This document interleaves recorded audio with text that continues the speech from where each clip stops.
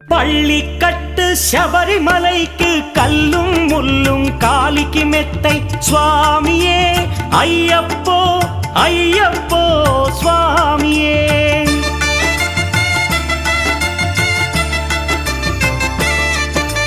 பள்ளிக்கட்டு சபரிமலைக்கு கல்லும் முள்ளும் காலிக்கு மெத்தை சுவாமியே ஐயப்போ ஐயப்போ స్వామియే.